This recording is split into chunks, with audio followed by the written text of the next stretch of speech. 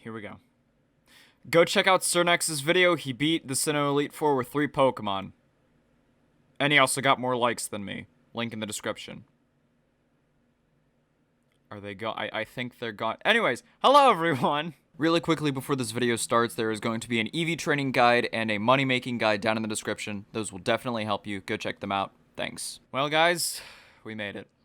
And for the last time, this is going to be your guide for complete Pokemon Planet. I'm Super4, and today, guys, we're going to show you how to beat the Sinnoh Elite Four. This has been requested a lot, and it's probably been requested more than my Hoenn Elite Four guide back when I made that. And people don't know who Cernex is, so obviously I have to do this. Oh yeah, I forgot to mention it. They updated something with OBS so that we can't use full screen as a browser source.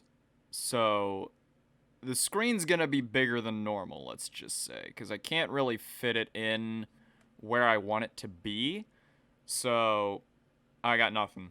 So first off, I know that you guys know that I do a team building video for every Elite Four besides Johto. Johto goes with Kanto. So before I make that team building guide, I'm actually going to attempt it so that I don't get anything wrong, but I'm gonna roll that footage right now, and I will see you back when it's Sinnoh Elite Four time, when it's skip to the timestamp on screen if you want to skip that, but I wouldn't suggest skipping. Trust me, this team's is pretty good.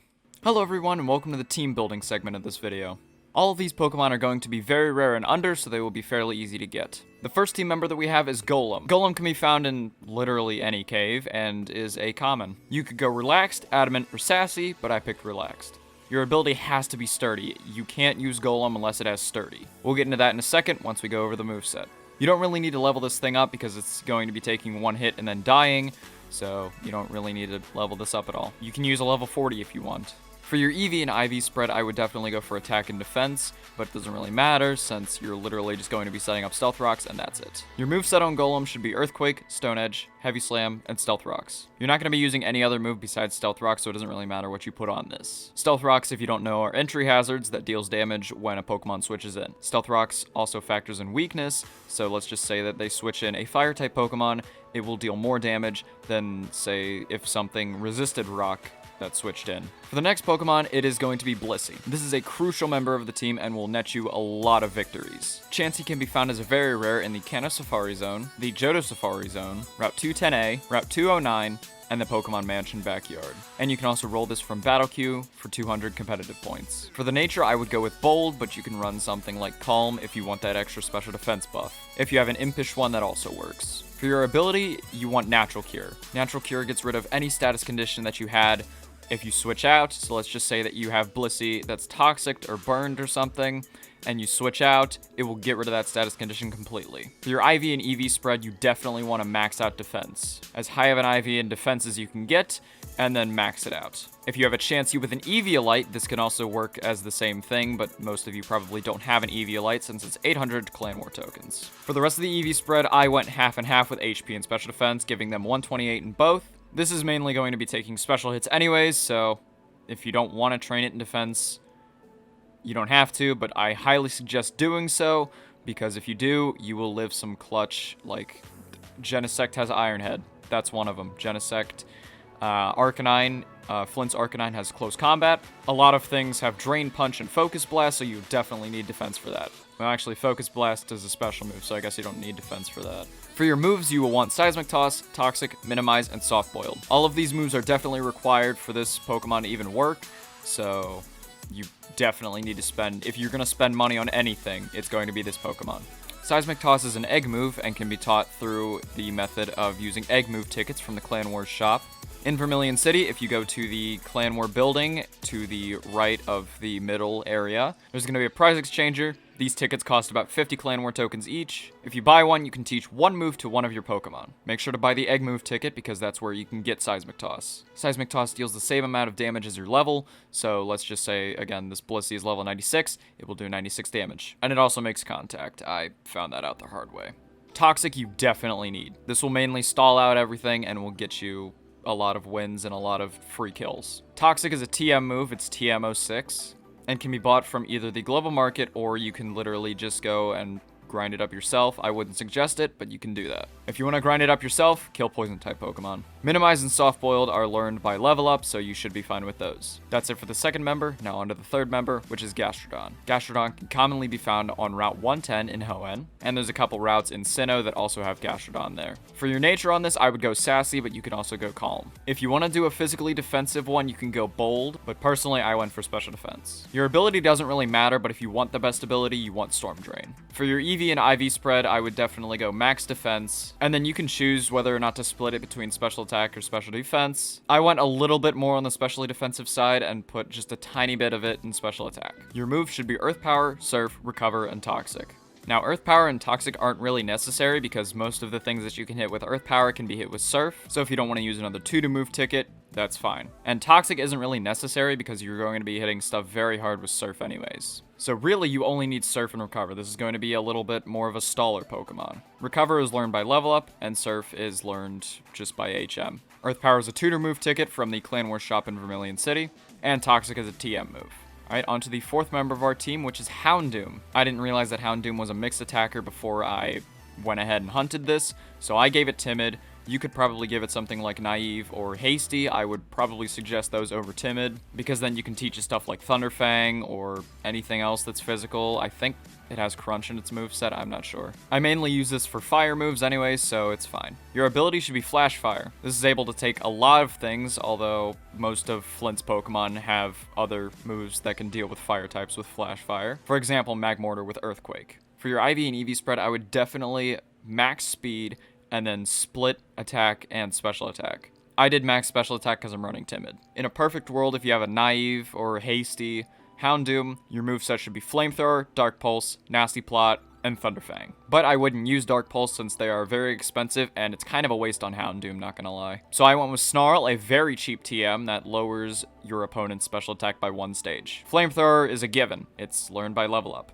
Nasty Plot is also learned by level up, and it's a great boosting move for your special attack. And instead of running Solar Beam, I would run Thunderfang if you're running mixed, but I never really used Solar Beam anyways, so I guess you don't really need Solar Beam at all. Houndour can be found in the Johto Safari. On to the fifth member of our team, it's Gyarados. Of course, you guys already know this set if you've been sweeping through the game with a Gyarados, like I have on this account. For your nature, you either want Adamant or Jolly. Jolly gives you more speed, but Adamant gives you more power. I opted for Adamant. For your ability, it should be Moxie. Moxie gives you a +1 in attack after you kill any Pokemon. If you want to start hunting a Moxie Gyarados, go and try to get a Rattled Magikarp. A Magikarp with the Rattled ability will give you a Moxie Gyarados once it evolves. For your IV and EV spread, I would definitely max out both attack and speed, no questions asked. This gives you a lot of power and a lot of speed that can sweep through a lot of things fast. For your moveset, it should be Waterfall, Dragon Dance, Ice Fang, and Crunch. You can swap out Crunch for Earthquake, but it doesn't really matter. Waterfall is learned by HM from the casino. The Waterfall HM costs 5,000 tokens, or you could just go into trading chat and ask someone to teach your Gyarados Waterfall. Dragon Dance is learned at level 45, Ice Fang is learned relatively early on,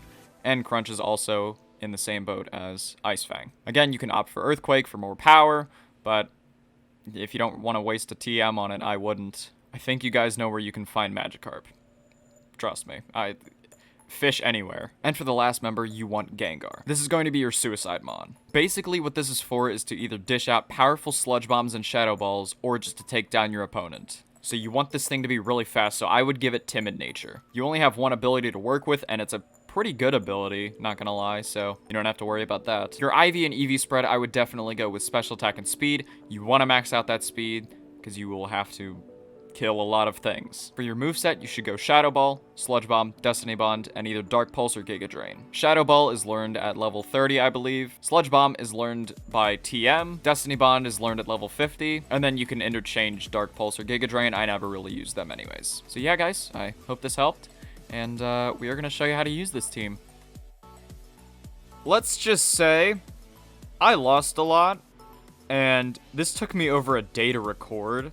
So I'm just dubbing this over in post, and you're not getting the live Andrew that you usually get, except for the end of this, which we'll get to that later. Anyways, so here we go. So we're first going to start with Aaron, and he brings out his Crustle, I bring out my Golem. And then Golem uses Stealth Rock, and then dies to Crustle. Then we go to Gastrodon, hoping to 2-hit KO it. We barely do, and we go out to Gengar. Once Gengar comes out, he finishes off the Crustle and goes into Mega Heracross. Once Mega Heracross is out, you Sludge Bomb, and then you can live a Rock Blast. Once that's done, Mega Heracross will die and Volcarona will come out. Do not kill Volcarona. You need this to set up on. So either let your Gengar go down or just free switch it into Blissey. Once Blissey's out, you minimize 3 times, Toxic Stall the Volcarona because it has Roost, and continually Seismic Toss and Soft Boiled when needed. Same thing goes for Armaldo, but Armaldo has physical hits, so you might die. Yanmega's just an easy 3 Seismic Tosses or so, and Genesect just spam Seismic Toss. If you still have your Gengar alive and Blissey dies, you should Destiny Bond this.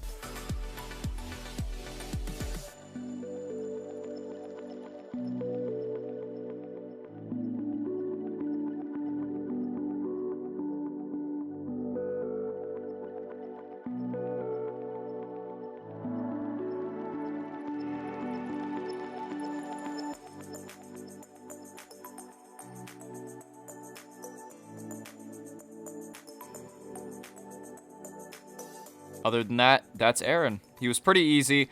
Let's move on to Bertha. So our strategy for Bertha is kind of the same.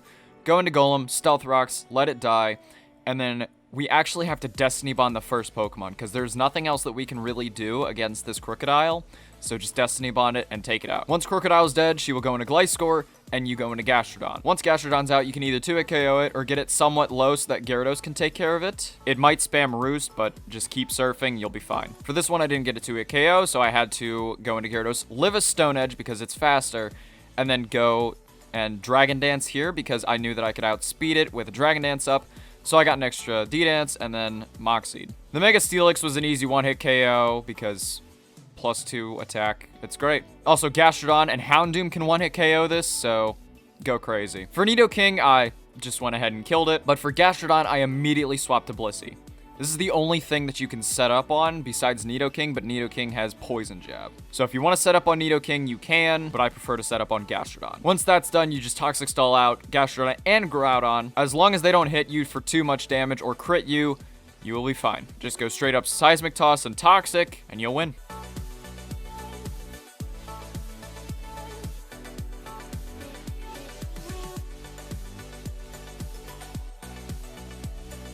For the third fight, you go out to Golem and use Stealth Rocks and then die, like always. Now for this one, you actually want to go out to Blissey next because Houndoom can't really hit you with anything besides Crunch, and it really won't use Crunch that often. So get up to +6 evasion, and then Toxic Stall both the Houndoom and the Mega Charizard out.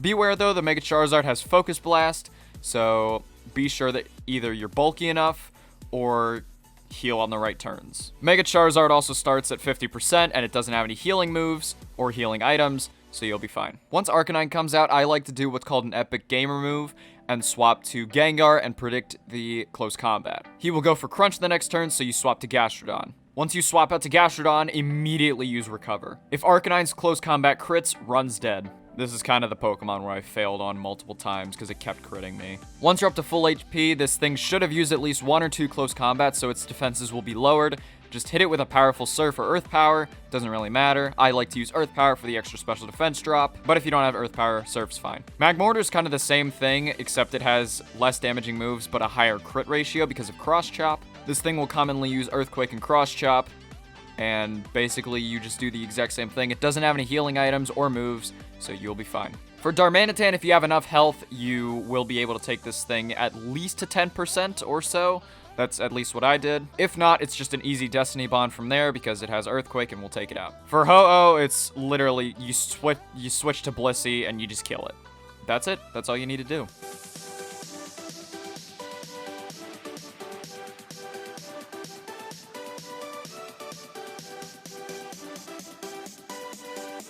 Now to the next one, which is Lucian. So for this one, we're actually not going to start with Golem because of Espeon's ability Magic Bounce. If you set up rocks on this thing, it will just bounce them back onto your side of the field. So we lead with Gyarados and use Dragon Dance once because I know it can't take me out. A Crunch should one-shot it. If you have Moxie, you'll get the Moxie boost. If you have good defenses, Malamar shouldn't take you out with a Psycho Cut, so it should be an easy 2-hit KO. The Mega Gardevoir outsped me and took me down. I took this opportunity to set up Stealth Rocks, fairly helpful just for some extra chip damage. So I went into Blissey for Mega Gardevoir and just instantly Toxic Stalled and set up Evasion on it. Once Gardevoir's dead, Metagross comes out and I immediately swap to Houndoom. If it goes for Earthquake, that's fine. We wanted to Destiny Bond this thing anyways. Reuniclus comes out next, and thank God that this thing doesn't have a healing move because it is bulky. Its ability makes it so that it's not hurt by toxic, so you're literally gonna have to seismic toss this thing. It also has focus blast, so be wary and heal when you need to. Mew is just complete luck. Its ability is synchronize, and that means if you toxic it, it will toxic you back as well. This thing also has drain punch, which you are very weak to, but if you have +6 evasion, it should be no problem. Just be mindful of your HP throughout this entire battle.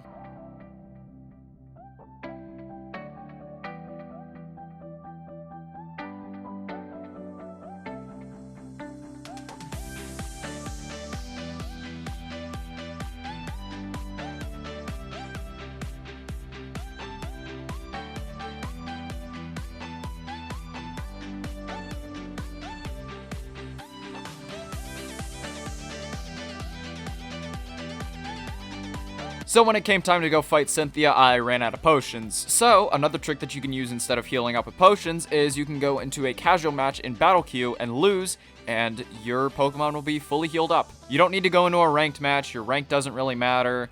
Just go into a casual match, just time out, and you'll be fine. For Cynthia, I started with Golem, set up Stealth Rocks, and then went into Houndoom. Houndoom almost killed Fortress, and of course it lived by Sturdy, and it used Earthquake, which killed me. So I swapped to Gyarados thinking I could get a free Moxie boost, and I actually Googled it, and Fortress doesn't really have any electric moves that it can use properly. So you can literally get 2 or 3 Dragon Dances up on this thing, which is major sweeping potential. So I went for 2 Dragon Dances, and then the Clefable came out. It took my hits, but thankfully I flinched it. And I also lived on 1%. Once that's dead, the Mega Garchomp is an easy Ice Fang. If your Gyarados is dead by now, just go ahead and Destiny Bond with Gengar. But if it's alive, you can just straight up just kill this thing. Once my loader comes out, I use Crunch and do a lot of damage to it. After that, I literally just set up Evasion with Blissey, and just because I knew this thing had Dragon Tail, I immediately took it out with Seismic Toss. I decided to set up on the Togekiss, but then realized that it had Aura Sphere, which never misses, so it doesn't really matter about your minimizing. But it did about 20% to me, so I just kept soft boiling at the right time, and it was fine. Just Toxic Stall out the Togekiss, and you'll be okay.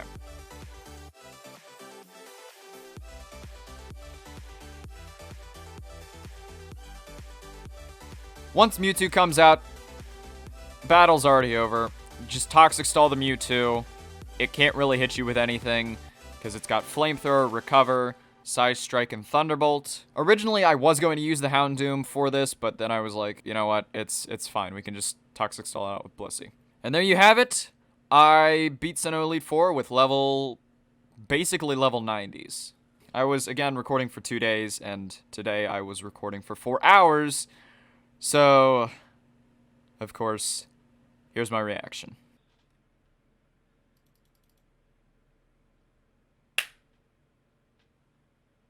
It's about freaking time. Okay, well. I had to put my mic stand down. I'm sorry.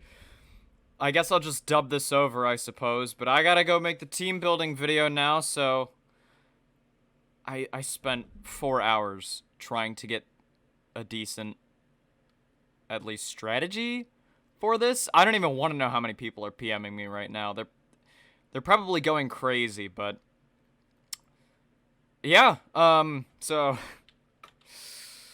jeez. That's all you need, guys. I beat it with level 90, well, 96 now that Blissey's leveled up, but that's all you need. You don't even need a level 100 Golem. You just need this, and you'll be fine. If you can see here, I got this power ticket. Also, ignore my money. I had to spend a lot on revives and potions. This is the lunar ticket. If you double-click it, it will show you the locations of Uxie, Mesprit, and Azelf on respective days, whenever that is. And, yeah, so I hope this helped. This is the last video in the guide series, so it's been a long road. It's been a long 2 years of recording these, and it's been fun. There won't be a Unova guide. There will never be a Unova guide, probably, because Unova is mainly where you start making decisions on your own, or at least I think you should start making decisions on your own, since, you don't really need to be handheld, all the freaking time. And so, yeah, it's just that, and I don't really think I'm going to log into this account anymore.